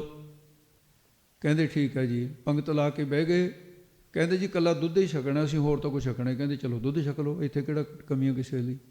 ਉਹ ਚਿੱਪੀ ਮੂਹਰੇ ਕਰਤੀ, ਸੇਵਾ ਦਾ ਦੁੱਧ ਪਾਉਣ ਲੱਗਿਆ, ਦੁੱਧ ਦੀ ਬਾਲਟੀ ਸਾਰੀ ਉਹ ਸਮਾਪਤ ਹੋਈ, ਚਿੱਕਬੀ ਫੇਰ ਅੱਧੀ। ਉਹ ਨੱਠ ਕੇ ਜਾ ਕੇ ਕਹਿਣ ਲੱਗਾ ਵੀ ਸੱਚੇ ਪਾਤਸ਼ਾਹ, ਇਹ ਤਾਂ ਕੋਈ ਕਰਾਮਾਤੀ ਆ ਗਏ, ਵੀ ਇਸ ਤਰ੍ਹਾਂ ਤਾਂ ਫਿਰ ਸਾਰਾ ਦੁੱਧ ਮੁੱਕ ਜਾਊਗਾ। ਕਹਿੰਦੇ ਅੱਛਾ, ਇੱਥੇ ਗੁਰੂ ਨਾਨਕ ਦੇ ਘਰ 'ਚ ਵੀ ਨਹੀਂ ਆ ਕੇ ਹਟੇ ਇਹ। ਕਹਿੰਦੇ ਭਾਈ ਦਇਆ ਸਿੰਘ ਤੂੰ ਜਾ ਹੁਣ। ਭਾਈ ਦਇਆ ਸਿੰਘ ਕਹਿੰਦਾ ਇੱਕ ਨਿੱਕੀ ਜਿਹੀ ਗੜਬੀ ਲਈ ਇੰਨੀ ਕੁ, ਐਵੇਂ ਪਾਈ ਅੱਧ ਭਾ ਦੁੱਧ ਜਿਹਦੇ ਵਿੱਚ ਪੈਂਦਾ ਹੈ, ਉਹ ਚੱਕੀ ਆਵੇ ਭਾਈ ਸਾਹਿਬ। ਸਿੱਧ ਦੇਖ ਕੇ ਖਿਲ ਖਿਲ ਕਰਕੇ ਹੱਸਣ, ਕਹਿੰਦੇ ਲੈ ਬਾਲਟੀ ਨਾਲ ਚਿੱਪੀ ਨਹੀਂ ਭਰੀ, ਕਹਿੰਦੇ ਹੁਣ ਗੜਬੀ ਲੈ ਕੇ ਆ ਗਿਆ। ਭਾਈ ਸਾਹਿਬ ਨੇ ਮਾੜੀ ਜਿਹੀ ਬੂੰਦ ਸਿੱਟੀ, ਚਿੱਪੀ ਉਛਲ ਗਈ। ਦੂਜੇ ਸਿੱਧ ਨੂੰ ਕਹਿੰਦੇ ਤੂੰ ਵੀ ਕਰ ਦੇ, ਕਹਿੰਦੇ ਨਾ ਜੀ ਹੁਣ ਇਸੇ ਨਾਲ ਹੀ ਸਰ ਗਿਆ। ਇਹਨੂੰ ਕਹਿੰਦੇ ਨੇ ਰਿੱਧੀ, ਥੋੜ੍ਹੀ ਚੀਜ਼ ਨੂੰ ਬਹੁਤਿਆਂ ਨੂੰ ਵਰਤਾ ਦੇਣਾ, ਮੁੱਖੇ ਨਾਲ। ਅੰਨ ਦੀ ਅਤੋੜਤਾ ਹੋਣੀ, ਪਦਾਰਥ ਦੀ ਅਤੋੜਤਾ ਹੋਣੀ। ਅਤੇ ਜਿਹੜੀ ਸਿੱਧੀ ਹੈ, ਪ੍ਰਾਣਾਯਾਮ ਕਰਨ ਵਾਲੇ ਜਪੀ ਤਪੀ, ਇਹਨਾਂ ਨੂੰ ਪ੍ਰਾਪਤ ਹੋ ਜਾਂਦੀਆਂ ਨੇ ਸਿੱਧੀਆਂ। ਫਿਰ ਲੋਕਾਂ ਨੂੰ ਕਰਾਮਾਤ ਦਿਖਾ ਕੇ ਆਪਣੇ ਚੇਲੇ ਚੇਲੀਆਂ ਬਣਾਉਂਦੇ ਆ, ਪਖੰਡ ਕਰਦੇ ਆ। ਪੁਰਾਣਿਆਂ ਅਤੇ ਹੁਣ ਦਾ ਇੰਨਾ ਫਰਕ ਹੈ ਵੀ ਪੁਰਾਣੇ ਕਮ ਸੇ ਕਮ ਜਪ ਤਪ ਕਰਕੇ ਸ਼ਕਤੀ ਤਾਂ ਪ੍ਰਾਪਤ ਕਰ ਲੈਂਦੇ ਸੀ, ਤਾਂ ਪਖੰਡ ਕਰਦੇ ਸੀ। ਹੁਣ ਇਕੱਲਾ ਪਖੰਡ ਹੀ ਕਰਦੇ, ਜਪ ਤਪ ਵੀ ਨਹੀਂ ਹੈ ਅਤੇ ਰਿੱਧੀ ਸਿੱਧੀ ਵੀ ਨਹੀਂ ਹੈ, ਅਤੇ ਉਹ ਗੱਲਾਂ ਨਾਲ ਕੰਮ ਚਲਾਇਆ ਹੋਇਆ। ਇਹ ਮੁੱਖ ਰੂਪ ਦੇ ਵਿੱਚ 8 ਨੂੰ ਅਣਮਾ, ਮਹਿਮਾ, ਗਰਮਾ, ਲਗਮਾ, ਪ੍ਰਾਪਤ, ਪ੍ਰਾਕਮਾ, ਈਸਤਾ, ਵਸੀਕਰਨ। ਹੁਣ ਇਹ ਇਕੱਲੀ ਏਕਣ ਕਹਿਣ ਦੇ ਨਾਲ ਤੁਹਾਨੂੰ ਕੋਈ ਪਤਾ ਨਹੀਂ ਲੱਗਿਆ, ਇਸ ਕਰਕੇ ਆਪਾਂ ਇਹਦੀ ਥੋੜ੍ਹੀ ਜਿਹੀ ਵਿਆਖਿਆ ਸਮਝ ਲਈਏ। ਅਣਮਾ, ਅਣੂ ਪ੍ਰਮਾਣ, ਬਹੁਤ ਛੋਟਾ ਜਿਹਾ ਨਿੱਕਾ ਜਿਹਾ ਰੂਪ ਬਣਾ ਲੈਣਾ। ਇਹ ਸਿੱਧੀ ਹੈ ਵੀ ਛੋਟਾ ਜਿਹਾ ਰੂਪ ਬਣਾ ਲੈਣਾ, ਜਿਹੜਾ ਦਿਸਣ ਤੀ ਹਟ ਜਾਏ, ਛੋਟੇ ਤੋਂ ਛੋਟਾ ਮੱਛਰ ਵਰਗਾ, ਮੱਖੀ ਵਰਗਾ। ਦੂਸਰੀ ਮਹਿਮਾ, ਬਹੁਤ ਵੱਡਾ ਸਰੂਪ ਹੋ ਜਾਣਾ, ਪਹਾੜ ਜਿਹੜਾ ਬਣਾ ਲੈਣਾ। ਤੀਸਰੀ ਗਰਮਾ, ਗਰਮਾ ਦਾ ਅਰਥ ਹੈ ਬਹੁਤ ਭਾਰੀ ਹੋ ਜਾਣਾ। ਜਿਵੇਂ ਅੰਗਦ ਨੇ ਰਾਵਣ ਦੀ ਸਭਾ 'ਚ ਜਾ ਕੇ ਲੱਤ ਕੱਢਦੇ ਸੀ, ਚੱਕ ਨਹੀਂ ਸੀ ਹੋਈ, ਉਹ ਇਹੀ ਸਿੱਧੀ ਸੀ, ਗਰਮਾ ਸੀ ਉਹਦਾ ਨਾਮ, ਭਾਰੀ ਹੋ ਜਾਣਾ। ਲਗਮਾ, ਹੌਲੇ ਤੋਂ ਹੌਲਾ ਹੋ ਜਾਣਾ। ਪ੍ਰਾਪਤ, ਮਨ ਭਾਉਂਦੀ ਵਸਤੂ ਪ੍ਰਾਪਤ ਕਰ ਲੈਣੀ। ਪ੍ਰਾਕਿਮਿਆ, ਅਤੇ ਇਹ ਸਾਰਿਆਂ ਨੂੰ ਆਪਣੇ ਮਨ ਦੇ, ਉਹਨਾਂ ਦੀ ਦੂਜਿਆਂ ਦੇ ਮਨ ਦੀ ਜਾਣ ਲੈਣੀ ਵੀ ਇਹਦੇ ਮਨ ਦੇ ਵਿੱਚ ਕੀ ਹੈ। ਈਸਤਾ ਆਪਣੀ ਇੱਛਾ ਅਨੁਸਾਰ ਸਭ ਨੂੰ ਪ੍ਰੇਰਨਾ,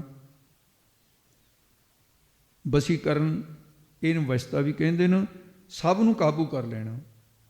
ਇਹ ਹੈਗੀਆਂ 8 ਮੁਖਨ ਤੇ 10 ਹੈਗੀਆਂ ਗੌਣ। ਉਹਨਾਂ ਦੇ 'ਚ ਅਨੁਰਿਮ ਭੁੱਖ ਤੇ ਦਾ ਨਾ ਵਿਆਪਣਾ, ਨਾ ਭੁੱਖ ਲੱਗਣੀ ਨਾ ਪਿਆਸ ਲੱਗਣੀ। ਦੂਸਰੀ ਹੈਗੀ ਦੂਰਦਰਸ਼ਨ, ਇਹ 10 ਦੇ ਵਿੱਚੋਂ ਦੂਜੀ ਹੈ, ਦੂਰ ਦੀਆਂ ਗੱਲਾਂ ਸੁਣ ਲੈਣੀਆਂ। ਤੀਸਰੀ ਦੂਰਦਰਸ਼ਨ ਜਿਹੜੀ ਹੈ, ਦੂਰ ਦੇ ਨਜ਼ਾਰੇ ਅੱਖਾਂ ਦੇ ਸਾਹਮਣੇ ਆ ਜਾਣੇ, ਇਹ ਤੀਜੀ ਹੈ। ਚੌਥੀ ਜਿਹੜੀ ਹੈ ਉਹ ਮਨ ਵੇਗ, ਮਨ ਦੀ ਚਾਲ, ਜਿੰਨੀ ਮਨ ਦੀ ਚਾਲ ਹੈ ਇੰਨੀ ਛੇਤੀ ਹੀ ਜਿਹੜਾ ਮਨ ਦੀ ਚਾਲ ਇਹਦੇ ਤੁਲ ਹੋ ਜਾਣਾ, ਇੰਨੀ ਛੇਤੀ ਮਤਲਬ ਉੱਥੇ ਪਹੁੰਚ ਜਾਣਾ ਜਿਵੇਂ ਮਨ ਸੰਕਲਪ ਦੁਆਰਾ ਹੀ ਉੱਥੇ ਪਹੁੰਚ ਜਾਣਾ, ਸਰੀਰ ਉੱਥੇ ਚਲੇ ਜਾਣਾ। ਇਹ ਚੌਥੀ ਹੈ। ਕਾਮ ਰੂਪ, ਜਿਹੜਾ ਜਿਹਾ ਮਨ ਚਾਹੇ ਉਸੇ ਤਰ੍ਹਾਂ ਦਾ ਰੂਪ ਧਾਰਨ ਕਰ ਲੈਣਾ, ਇਹ ਪੰਜਵੀਂ ਹੈ। ਛੇਵੀਂ ਹੈਗੀ ਪਰਕਾਇਆ ਪ੍ਰਵੇਸ਼ ਸਿੱਧੀ, ਜਿਵੇਂ ਮਛੰਦਰਨਾਥ ਦੇ ਕੋਲ ਸੀ, ਅਮਰੂ ਰਾਜੇ ਦੀ ਦੇਹ 'ਚ ਵੜਿਆ, ਦੂਸਰੇ ਦੇ ਸਰੀਰ 'ਚ ਪ੍ਰਵੇਸ਼ ਹੋ ਜਾਣਾ, ਇਹ ਛੇਵੀਂ ਹੈ। ਸੱਤਵੀਂ ਹੈਗੀ ਸਵੈਛੰਦ ਮ੍ਰਿਤੂ, ਆਪਣੀ ਇੱਛਾ ਅਨੁਸਾਰ ਸਰੀਰ 'ਚੋਂ ਪ੍ਰਾਣ ਕੱਢ ਲੈਣੇ। ਅੱਠਵੀਂ ਸੁਰ ਕੀੜਾ, ਦੇਵਤਿਆਂ ਦੇ ਨਾਲ ਮਿਲ ਕੇ ਖੇਲਣਾ। ਨੌਵੀਂ ਹੈ ਸੰਕਲਪ ਸਿੱਧ, ਜੋ ਚਿਤ ਬਣਾ ਉਹ ਪੂਰਾ ਹੋ ਜਾਣਾ। ਤੇ 10ਵੀਂ ਜਿਹੜੀ ਹੈ ਇਹ ਪ੍ਰਾਤਿਹਤ ਗਤ ਕਹਿੰਦੇ ਨੇ, ਜਿੱਥੇ ਜਾਣਾ ਚਾਹੇ ਉੱਥੇ ਕੋਈ ਰੁਕਾਵਟ ਨਾ ਪਵੇ। 8 ਜਿਹੜੀਆਂ ਨੇ ਅਣਮਾ ਮਹਿਮਾ ਗਰਮਾ ਲਗਮਾ ਪ੍ਰਾਪਤ ਪ੍ਰਾਤਮਾ ਈਸਤਾ ਵਸੀਕਰਨ, ਤੇ 10 ਇਹ 8 ਤੇ 10 18 ਸਭ ਨਿਦਾਨ 10 ਅਸ਼ਟ ਸਿਧਾਨ ਠਾਕੁਰ ਕਰ ਤਲ ਤਰਿਆ। ਪੜ੍ਹਦੇ ਤਾਂ ਰੋਜ਼ ਹੀ ਹੈ, ਅਰਥਾਂ ਤੋਂ ਬਿਨਾਂ ਕਿਵੇਂ ਪਤਾ ਲੱਗੂਗਾ ਵੀ ਕੀ ਕਹਿ ਰਹੇ ਹੈ? ਉਹ ਤਾਂ ਪਾਠ ਕੀਤਾ, ਹਾਂ ਦੀ ਰਹਿ ਰਸ ਕਰ ਲਈ ਹੈ। ਇਸ ਕਰਕੇ ਇਹ ਸਭ ਕੁਝ ਸਮਝਣ ਦਾ ਵਿਸ਼ਾ ਹੈ।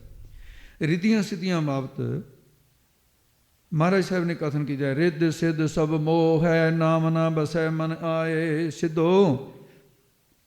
ਇਹਦੇ ਨਾਲ ਤਾਂ ਸਿੱਧੀਆਂ ਦਾ ਸਵਾਦ ਅਵਰ ਹੋਰਨਾਂ ਨੂੰ ਤਾਂ ਆਉਂਦਾ ਹੈ ਤੇ ਆਪਣੇ ਆਪ ਨੂੰ ਨਹੀਂ ਆਉਂਦਾ ਹੈ।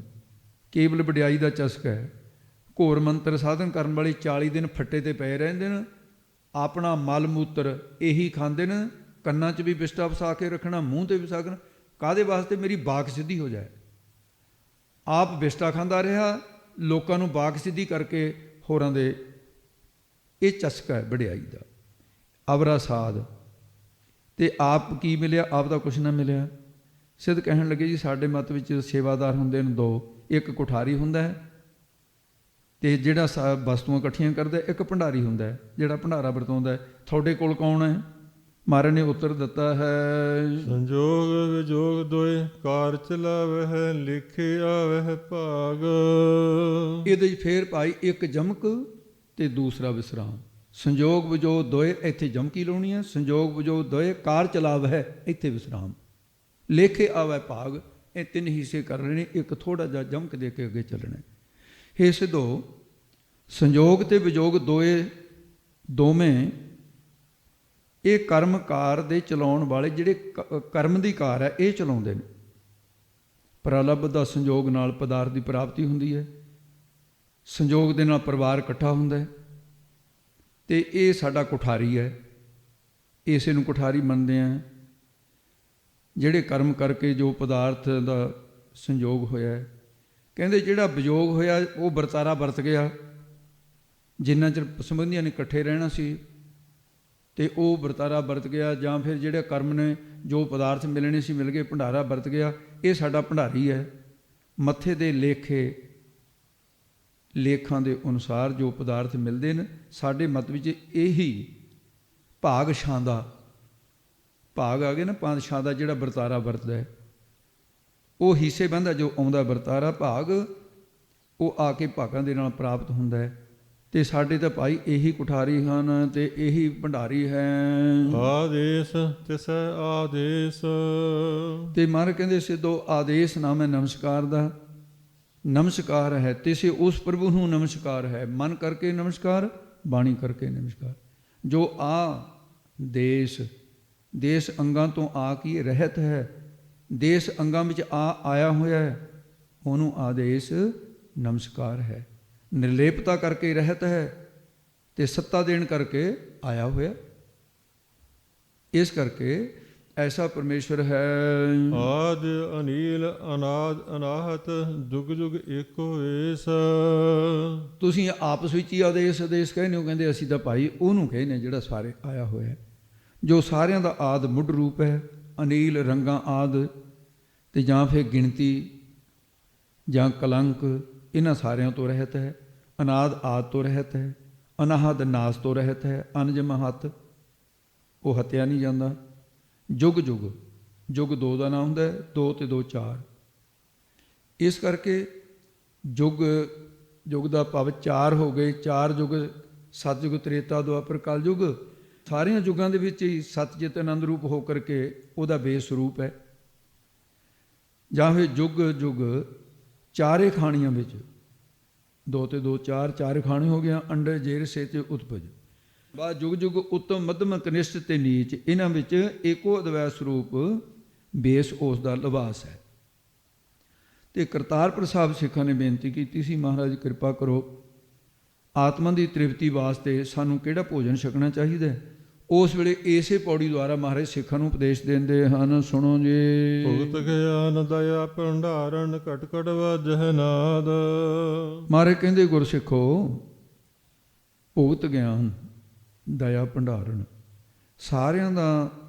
ਸਾਰਿਆਂ ਭੋਜਨਾਂ ਦੇ ਵਿੱਚੋਂ ਜਿੰਨੇ ਵੀ ਪਦਾਰਥ ਹਨ ਅੱਜ ਤੱਕ ਦੁਨੀਆ ਦੇ ਵਿੱਚ, ਕਹਿੰਦੇ ਗਿਆਨ ਹੈ ਜਿਹੜਾ ਬ੍ਰਹਮ ਗਿਆਨ, ਇਹੀ ਸ੍ਰੇਸ਼ਟ ਭੁਗਤ ਭੋਜਨ ਹੈ। ਬ੍ਰਹਮ ਗਿਆਨੀ ਕਾ ਭੋਜਨ ਗਿਆਨ, ਭੋਜਨ ਹੈ ਵੀ। ਅਖੰਡ ਕੀਰਤਨ ਤਿਨ ਭੋਜਨ ਚੂਰਾ, ਭੋਜਨ ਗਿਆਨ ਮਹਾਰਸ ਮੀਠਾ, ਜਿਨ ਚਾਖਿਆ ਤਿਨ ਦਰਸ਼ਨ ਡੀਠਾ। ਦਇਆ ਭੰਡਾਰਨ, ਜੋ ਜੀਵਾਂ ਉੱਤੇ ਤਰਸ ਕਰਨਾ, ਦਇਆ ਕਰਨੀ ਹੈ, ਇਹੀ ਭੰਡਾਰਨ। ਭੰਡ ਜਮਾ ਆਰਨ, ਭੰਡ ਨਿੰਦਿਆ ਦਾ ਨਾਮ ਹੈ।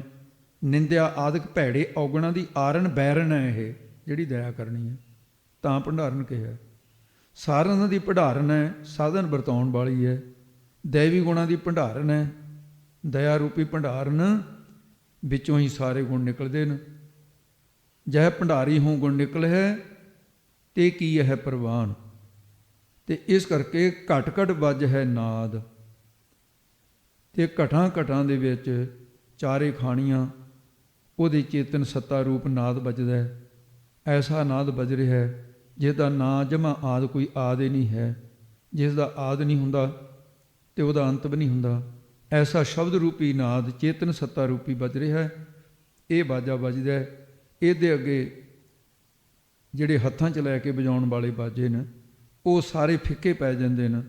ਜੈਸਾ ਲਿਖਿਆ ਹੈ, ਹੱਥ ਕਰ ਤੰਤ ਬਜਾਵੇ ਜੋਗੀ, ਥੋਥਰ ਬਾਜੈ ਬੇਨ, ਇਹ ਤਾਂ ਥੋਥੇ ਨਹੀਂ ਮੌਜੂਦ।